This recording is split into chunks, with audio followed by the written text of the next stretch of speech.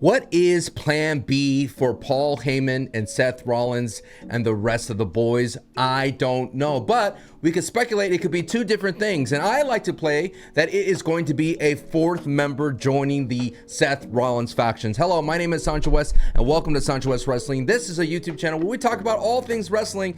And if you love wrestling, I'm sure you're going to like it here. Let's go ahead and break this down. Now, if for those of you who don't know, I already did a video talking about the third member joining Seth Rollins faction way back when. You could check out that video to see that I broke down the entire roster, saying who could join, who might be fun, who would be a swerve, all those crazy things. But today we're going to kind of pare it down to figure out who's the fourth person now that we're going with what we know what the vibe is for the Seth Rollins faction. So let this be the debut. Bam, now we're back here again. Seth Rollins' faction, as you know, has Seth Rollins, Braun Breaker, Bronson Reed, and Paul Heyman.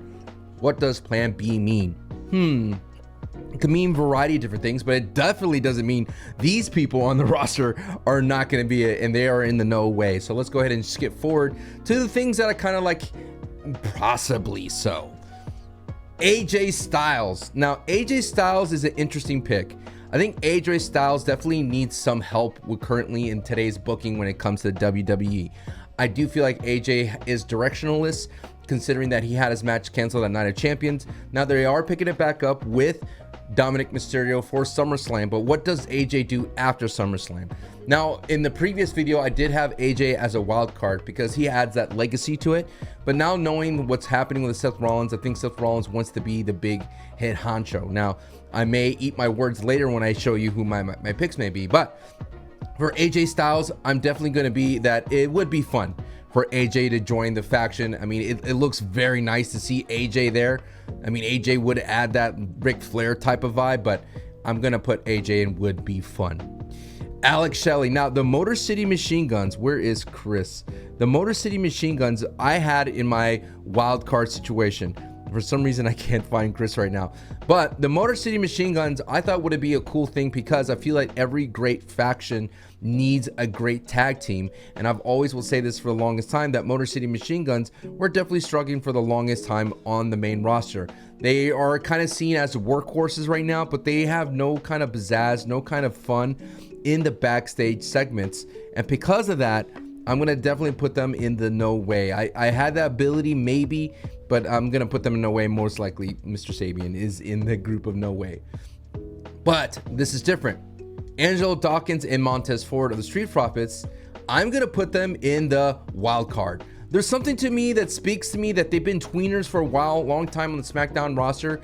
I do not like currently where the SmackDown tag team division is, where they're trying to play second fiddle and use up all the resources to build up the White Six. The Angelo Dawkins, Montez Ford train, their 4 years of returning back into the championship picture hasn't really hit high levels. Now their in-ring is great. Their in-ring is phenomenal. And they definitely could be on main event status when it comes to SmackDown, and they could do a great job representing Seth Rollins' faction on SmackDown. But the reason why I really put it as tag teams, because they're booking Braun Breaker and Bronson Reed as a tag team of that faction. And at the same time, I don't like how it dilutes Braun Breaker and Bronson Reed, because on their own, before the Seth Rollins joining of the faction, they were actually doing some great things. But considering that they are the tag team for the Seth Rollins faction, that's going to put the Street Profits as a wild card. Now, Austin Theory has been on ice for a long time. I want to put Austin Theory as the best pick currently. Now, if you put him here next to everybody, it's a very interesting vibe, right? Austin Theory will be regulated to just no longer talking, which he does have some kind of promo skills. And the biggest benefit of Austin Theory being alongside of Paul Heyman is that Paul Heyman can speak for him and gas him up. But right now, I think Austin Theory is just super cold. In fact, when I said in the Wrestling School podcast with my co-host Santi, I said that he is not sexy. He's not a sexy pick anymore because the way he's been booked for years, and he's been the jobber for celebrities and things of that sort. And they haven't pulled the trigger for this Grayson Waller, defaction. It's not happening. If it hasn't happened, it's not going to happen. If it does happen, no one's going to really care, because right now Grayson Waller's running around with the New Day. So I'm going to put best pick because it would be hugely beneficial for Austin Theory to be in Seth Rollins' faction, but I don't think it's going to bolster Seth Rollins' faction to that main event status and beyond. Oh, there you are, Chris. Put him there. Bianca Belair. I'm going to put Bianca Belair in the wild card. Bianca Belair is somebody who's been injured, of course, since WrestleMania with her finger injury. But I really do feel that she would be a great pick, and she would definitely boost up Seth Rollins' faction. Now, you may be wondering, Sancho, she's injured. Why would you have her here as a wild card? Well, I remember putting Bronson Reed in the wild card situation, not knowing if he's going to return or not return. But if Bianca Belair wanted to come back with a splash, joining Seth Rollins would be that huge upgrade. But unfortunately, it doesn't really fit the plan B aspect of Seth Rollins. And if you hear thunder on my end, it's because it's probably going to rain. Carmelo Hayes. Carmelo Hayes is another person that's currently on ice, right? This person hasn't been around ever since I forgot what it was. It felt like after Mania, they haven't been doing anything really. I mean, they had opportunities. They were in the Battle Royal, I believe, and then they win the big Andre the Giant Memorial, and then The Miz gets him a medal, and then Carmelo Hayes just all of a sudden pops up and he wants to feud with Damian Priest. So Carmelo Hayes definitely needs a refresh, definitely needs a lifeline to give this young buck some opportunities to do stuff, and he just looks great with it. Mel Don't Miss alongside Paul Heyman, Seth Rollins, Braun Breaker, Bronson Reed will fit very well. He's the kind of guy that's kind of proven that he could take a little bit of L's. I mean, his big debut match was against Cody Rhodes on the main roster as I think it was the big number one pick, or however you want to call it. But Carmelo Hayes definitely has some legs here going with Seth Rollins' faction. Now, Charlie Dempsey, I'm going to put as would be fun. Charlie Dempsey is someone that is in NXT. That is William Regal's son. I think having a Charlie Dempsey would be more of a project of a super green rookie, so to speak, to have on Seth Rollins' faction, but it'd be really fun to have him along. I like the look. I like his vibe. He could put off this idea that he's a super blue chip prospect that has the ability to could reach levels, and he would definitely be elevated, so much so by Seth Rollins' faction. CM Punk. Now, CM Punk would definitely be a swerve, right? Let's just put that, let's be out there. Like, it's no way, the chances this happens 0.1, but there's always a chance that something shenanigans may happen. The reason why I put it be a swerve, and that's a possibility, and even though it's a low 1%, is that Paul Heyman connection. And also Seth Rollins was able to recruit Bronson Reed, who's someone that they already were feuding, and Bronson Reed tsunamied him 5 times. And Paul Heyman said, hey, why not have Seth Rollins and Bronson Reed together? Bronson Reed is someone who's dangerous, have him on your squad. So CM Punk, the connection of Paul Heyman maybe could be a thing, but the animosity between Seth Rollins and CM Punk is just too vast. It's a Grand Canyon type of animosity. Cody Rhodes, we're just going to put Cody Rhodes in the wild card. Is like, it might happen. What's going to put in would be fun. A lot of people have been chomping at the bit for Cody Rhodes to turn heel. This would kind of be an interesting way to justify it. I think Cody Rhodes as a heel kind of feels better with the faction. If you look at him in Bullet Club and things of that sort, he does really well. If you look at him part of the executive of the AEW type of vibe, it works pretty well. I just think with him being in that all elite type of group, it worked, right? He had the ability to kind of be free, but him being a heel, I don't see that. I don't see him being the solo heel causing problems. He needs a faction to do that. And this would be like, it would be fun if he takes over Seth Rollins, or he kind of pairs up in, what's that, 2-man group power trip type of vibe, possibly. Damian Priest, no way. The Wepa King is going to join Seth Rollins' faction. I think it would be a huge downgrade for Damian Priest to be in a faction right now. It's funny to me that the WD doesn't even seem like they know what to do with that Damian Priest character as well. He's like a square peg in a round hole. They keep putting him in places and seeing if it fits, and it doesn't quite exactly fit. A la looking at Jacob Fatu in the United States title picture, looking at, feuding with a possibly of Aleister Black, now possibly feuding with Carmelo Hayes. It feels like right now they're throwing spaghetti on the board for Damian and throwing spaghetti at the Seth Rollins wall. It's not going to stick. Now, Roxanne Perez, I'm going to put Roxanne in no way. I think Roxanne is the perfect fit in Judgment Day, and Roxy's going to do some great things. In fact, I had in the video a wild card, or the would be fun, or I put in the wild card Liv Morgan and Dominic Mysterio, but I'm going to keep them in the no way in the entire Judgment Day. I love the idea of Dominic and Liv Morgan joining them because it just sounded so cool at the time. But looking at the direction of Seth Rollins, now that we've been with him for a couple of months or so, we know exactly what they're all about, and they're all about serving Seth Rollins' crusade, so to speak. So I don't think Damian in that aspect, and I don't think all Liv and the Raquel, even the Judgment Day and ex-Judgment Day characters like Finn Balor as well, I don't think they're going to be down to be subservient to Seth Rollins. So all of Judgment Day and Damian are going to be in no way. Now, Drew McIntyre, another character that's on ice.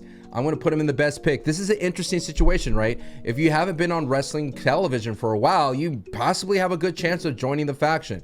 Drew McIntyre is an interesting pick because it's always Seth. He's such a spotlight hog and things of that sort. You screwed me, Seth.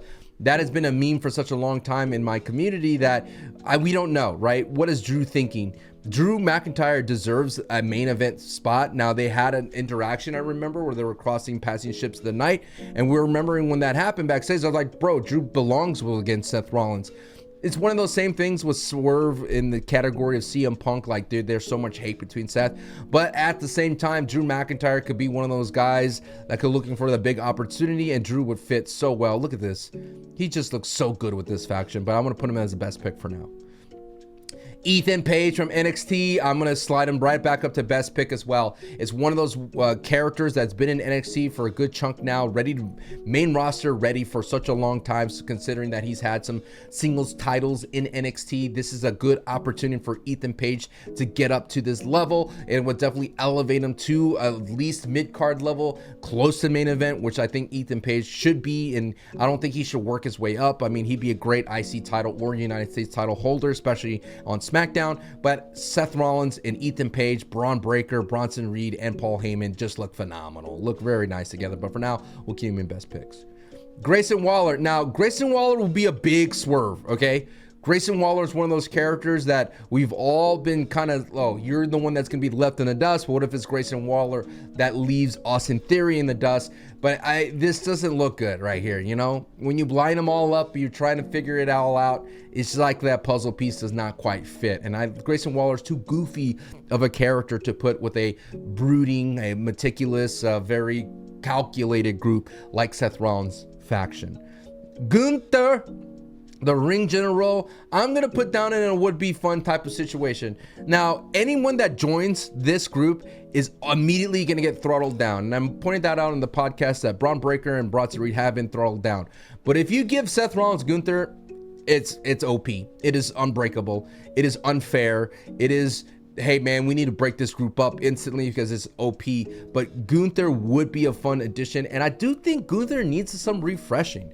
There's only so much a guy can do with being the guy that he's just a ring general and he wants to be the best champion. This would at least add a wrinkle to him. I mean, I know he was a faction leader with Imperium, but I'm going to put down in the would be fun, bro. Like, come on, let's give Gunther some kind of fun. Now, another person who's been off the radar for a bit, Ilja Dragunov. I want to put in Ilja in the wild card. I always feel like Ilja is like a ultimate baby face. Like, he's the ultimate underdog. He works well as a face. I've only seen him work as a face on the main roster, even though that time period was short. I think Ilja would be an interesting pick to be him. It would be another silent character. This would be like a Dexter Lumis type of character if he was in this faction. But he would add that firepower to the Seth Rollins faction that you cannot break. It's almost equivalent of having a Gunther to Seth Rollins' faction. But I'm going to put as a wild card for now. I do think that they see a lot of great things as Ilja as a face more so than joining a faction. Io Sky, no way. Now we're looking at the bloodline in terms of the family members. Tama Tonga, no. Hekaleo or Tala Tonga, no. Tonga Loa, no. Sol Sokoa, no. Jacob Fatu, no. There's just no way. I think that WWE is definitely trying to find a place for the new bloodline. They're trying to resurrect the bloodline storyline to be able to have more control. I think when they feel uncomfortable putting all the eggs in the Roman Reigns basket, considering that he just doesn't wrestle enough and that he has aspirations to join Hollywood, considering that he has been cast as Akuma in the Street Fighter movie, I think that is just too much of a high risk to put all the eggs in Roman Reigns. But they understood that they do have a lot of legacy and a lot of characters to have the sandbox vibe with, and it'd be a shame to sunset the bloodline storyline, and you could always bring in Roman for a special one-off at WrestleMania when these characters get white hot. So this is going to be an absolutely no way. Jade Cargill. Now, Jade Cargill, the latest Queen of the Ring winner, I'm going to put it as a swerve. I mean, Bianca Belair, Jade Cargill, Naomi, they're their own little bubble right now. I don't think you're going to have to break them up in any way. it would be a swerve for Jade Cargill to join this faction. I mean, they do look great. I like the vibe of it, and she could definitely use that Paul Heyman type of rub. Definitely to be her mouthpiece would be a huge addition to her career. I mean, Jade Cargill and Paul Heyman will work really well, and it'll give Paul Heyman exposure to the women's division, which has been kind of like something that's been missing. I don't even think Paul Heyman has ever managed a woman on the WWE roster, but Jade Cargill will be a great addition to do so. So I'm gonna put it be a swerve, considering that the WWE has been investing her as a single star for so many, and she's a recent queen of the ring. JD McDonough, oh, I forgot about you, brother. No, you're part of the Judgment Day. Javon Evans, I'm gonna put it in the would be fun. Javon Evans is another one of those Ilja type of characters that I don't see him being a heel, especially debuting on the main roster. There's just too much upside, you know, so to speak, for Javon Evans to be a face. High flyer, almost capturing the magic of Jeff Hardy, things of that sort. And Javon Evans is super bouncy, but I don't think he bounces his way up to the Seth Rollins faction. I don't think there'd be any plans for him. And at the same time, I think his value is too much high for him as a face. Jey Uso is going to go down to the swerve category. I don't think it's an absolute no way.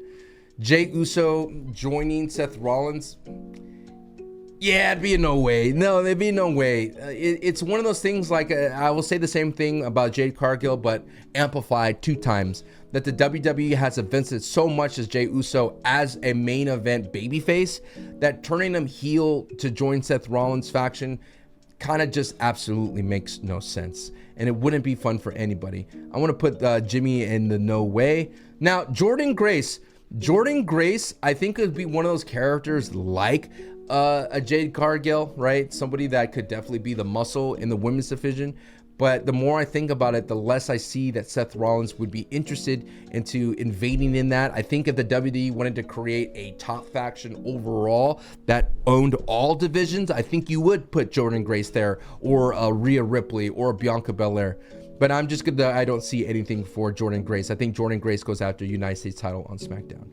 John Cena would be a huge swerve, all right? It would be a huge swerve, and then it would only work if they were going to reveal the final boss being the one that owns it all, right? If it was The Rock that is still running the ship. I want to put The Rock in the swerve. That would be, well, I'll put The Rock in the wild card.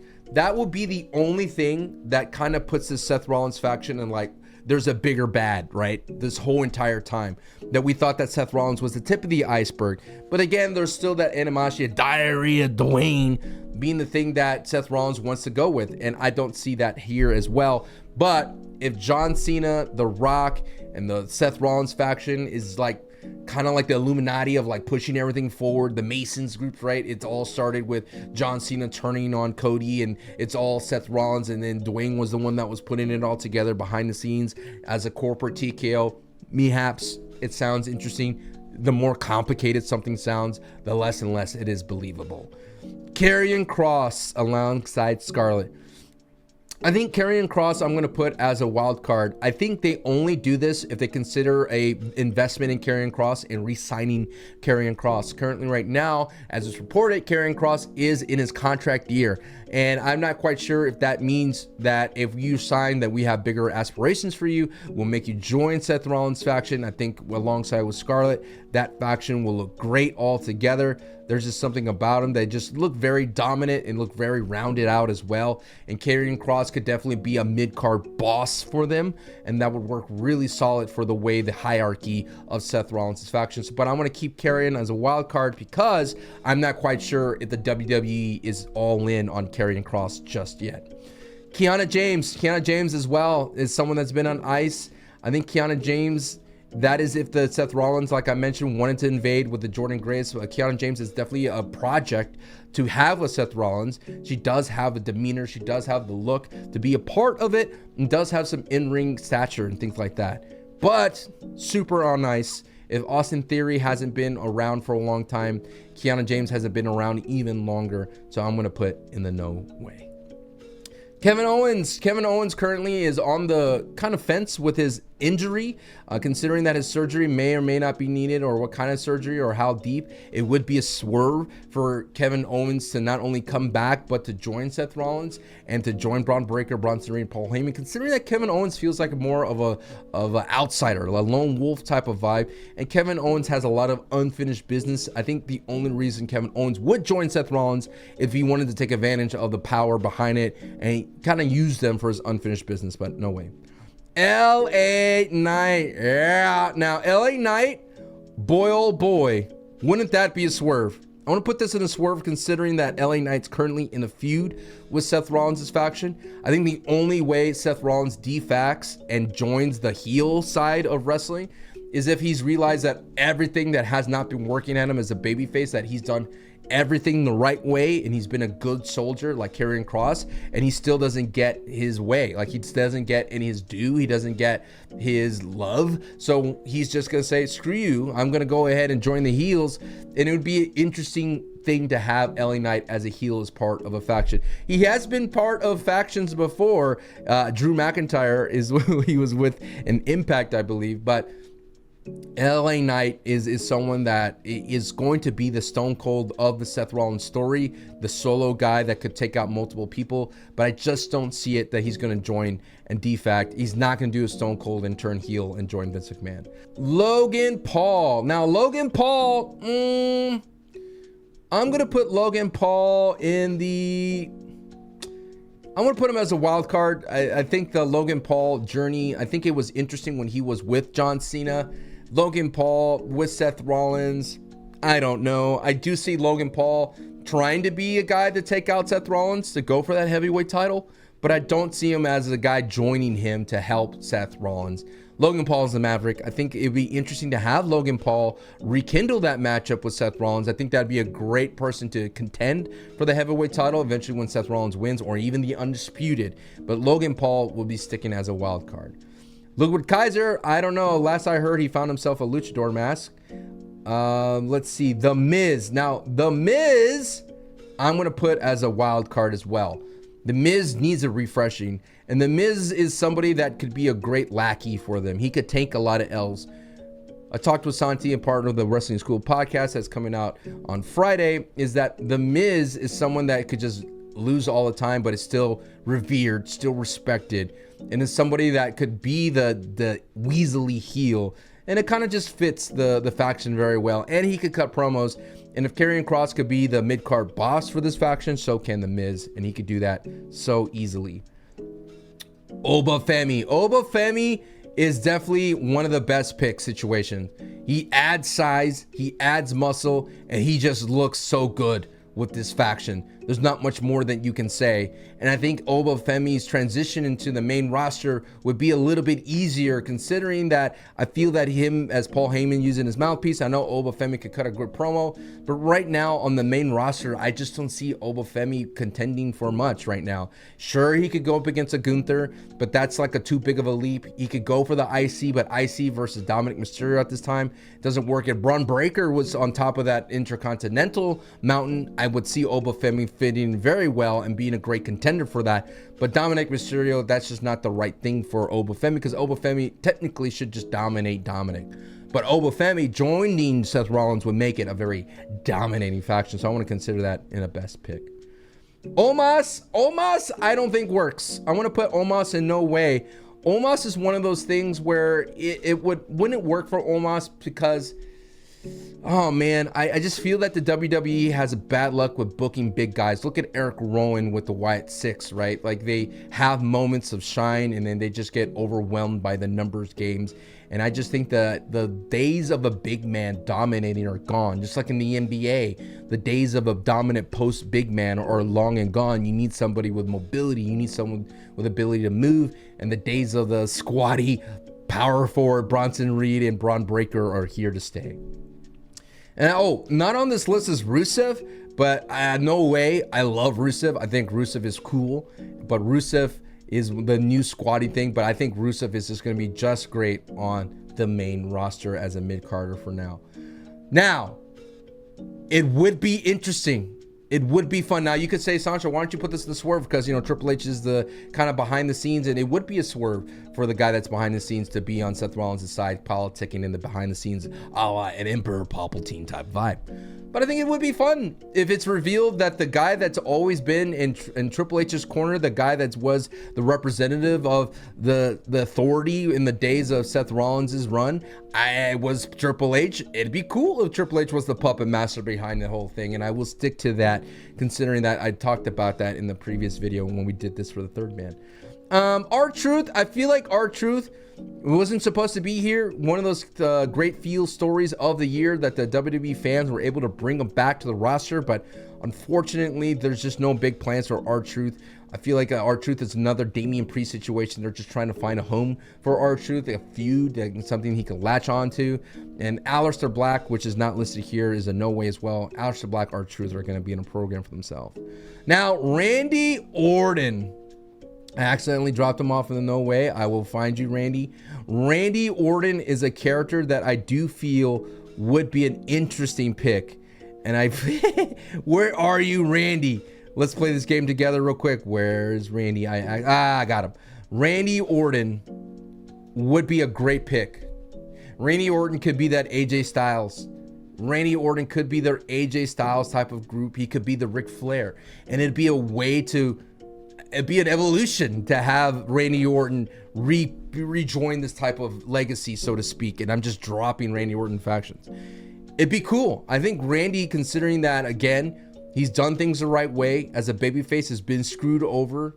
I think it will soften the blow of him being like carrying this heel-like persona for him to just be part of the heel group of the faction of Seth Rollins. And he does give off this plan B type of vibe that kind of Paul Heyman's going to be going for. So Randy is going to be a best pick situation.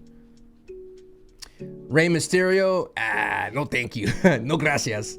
Rey Mysterio is just too much of a babyface. Unless they wanted to do something in Mexico with that, no thanks. Now, Rhea Ripley I did have as a wild card last time, but I do feel that Rhea Ripley has too much of a responsibility in the women's division to kind of meddle with the Seth Rollins faction. In an interview with Chris Angeli, she was talking about when she was in Judgment Day, she was working with the men, she was doing women's wrestling, she was cutting promos, she was like in 9 of the 16 segments. And I think Rhea Ripley's going to throttle down to just holding down and being the top of the women's division because mommy's always on top. So I will put Rhea Ripley in no way.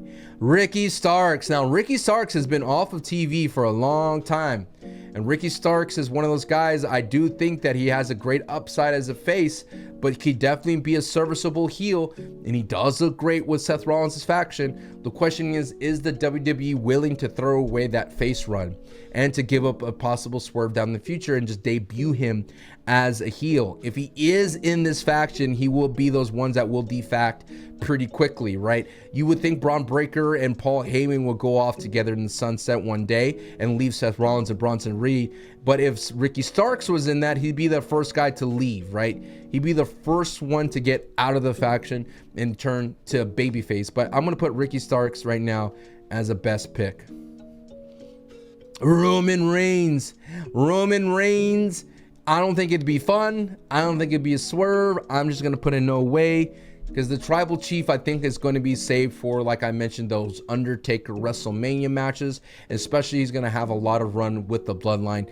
Considering that Roman just feels like he's not even spoken about, I think the WWE really wants to lessen his impact, and I think they're kind of doing it for negotiation reasons as well. I mean, this man is double figures, $1 million contract, and he's not around as much, but he does produce gates and things like that. You can't deny that. So what's a better way to lower your value than don't talk about him so much? But we know Roman is going to be around for a while. Sami Zayn. Now look, Sami Zayn, Sami Zayn is a wild card. The reason why I say Sami Zayn is a wild card because he gives off a plan B type vibes. And Sami Zayn has been in these games before. He's been in these positions. I'm just hoping it's not Sami Zayn because it's almost very predictable and it's very not fun. If I had a category that says it would not be fun, Sami Zayn is in that character on his own. I don't think Sami Zayn joining Seth Rollins' faction would be fun at all. I think it'd be annoying But the only way you would kind of make this work is if Karrion's a part of it. If you kind of put this overarching storyline that Karrion Kross has been the puppeteer and he's got Sami Zayn to this point to join Seth Rollins factions, I think that's quite interesting. And you could kind of play it into like, hey, they need to rescue Sami, like Jey Usos, the Jimmy Usos of the world. They need to save Sami. That's a kind of like a layer plot line they could go through. But the more I talk about it, the more I hate it. Stephanie Vaquer. Stephanie Vaquer is one of those ones, oh boy, it would be fun, okay? I know I said throughout the video that there is no aspirations for Seth Rollins factions to join the women's division, to have a player in that game, so to speak. But Stephanie Vaquer would be great. And as well, she cuts really solid promos. Paul Heyman could gas her up even higher. And Stephanie Vaquer has that one where you kind of need Stephanie Vaquer to resurrect the mid-card of the women's division. I know they could throw her in the main event and she'd be a great main champion, right? A main event champion. But the mid-card could use a Gunther type hold. I know Julia currently has the hold in the United States, but imagine if Stephanie Vaquer had the IC and Julia had it. They can even have a unification match if they just feel like the mid-card's not too deep for that. At the same time, Stephanie Vaquer is going to dominate whatever championship she gets in her hands, and why not put Seth Rollins with that? It's interesting to me that Seth Rollins' faction didn't go for gold or didn't get draped with gold so quickly. They always said, I think Kevin Nash said it, like the best way to get a heel faction over or give him some heat is to have him draped with gold. And I'm waiting for that moment to happen. And Stephanie Vaquer being part of that would be awesome. And last but not least, Trick Williams. Trick Williams instantly goes to the best pick situation. Trick Williams has been ready for the main roster. Well, a lot of people would say like he's not ready to be on the main roster by himself. I definitely do think Seth Rollins could use a great character like Trick Williams, someone of his size, someone of his athletic ability, and it would be a great person to have under his tutelage. I think Trick Williams could learn a lot from a Braun Breaker, learn a lot from a Paul Heyman especially, and Bronson Reed, considering that Trick Williams has that potential to be something greater, right? I think if Trick Williams debuted on the roster by himself as a heel, I don't think it's going to hit that hard, right? Because he's going to have to go through like a Sami Zayn. He's going to have to go through an LA Knight, and I don't think they're ready to give the torch to Trick Williams in that kind of way to beat those kind of characters. But if Trick Williams got put into the Seth Rollins faction, there's just so much opportunity for him there, you know? There's so much opportunities for him to even take an L's would still be protected. And I think Trick Williams joining Seth Rollins on paper, it looks great. He will look great, and he doesn't have to have a lot of responsibilities, which is kind of reminds me when you draft a quarterback that does really well, has potential from college days, and you put him with the already established NFL team with an established quarterback. You could kind of have Trick Williams on the bench and look, it'd be a star-studded, you know, it'd be like a great draft pick, right? You're like, oh my God, they got Trick Williams as well. This team's going to be stacked for a while. So I think considering that, I see that Seth Rollins faction is a faction that will last a long time. And if Braun Breaker would to break apart with Paul Heyman, Trick Williams still being there would still add some gusto to this faction. But let's keep him down the best pick. So out of everybody that we have here, here's what I have in the swerves. CM Punk, Grayson Waller, Jade Cargill, John Cena, Kevin Owens, LA Knight. Would be fun, AJ Styles, Charlie Dempsey, Cody Rhodes, Gunther, Javon Evans, Triple H, Stephanie Vaquer. In the wild card, the Street Profits, Bianca Belair, Ilja Dragunov, The Rock, Karrion Kross with Scarlett, Logan Paul, The Miz, and Sami Zayn. The best picks: Austin Theory, Carmelo Hayes, Ethan Page, Drew McIntyre, Oba Femi, Randy Orton, and Ricky Starks, and Trick Williams. Now, out of all these people that I see, it's really tough for me to see Austin Theory because like I said, he's been on ice. It's really tough to me to see Carmelo Hayes simply because I feel like he does have business. He would be a great United States champion if he ever gets to that point. I really do see Ethan Page, considering that he's ready for the main roster and this is a great trajectory for him. The only thing that holds me back about really picking Ethan Page is that he's a great mouthpiece on his own. He's a great character on his own. Oba Femi is a strong choice.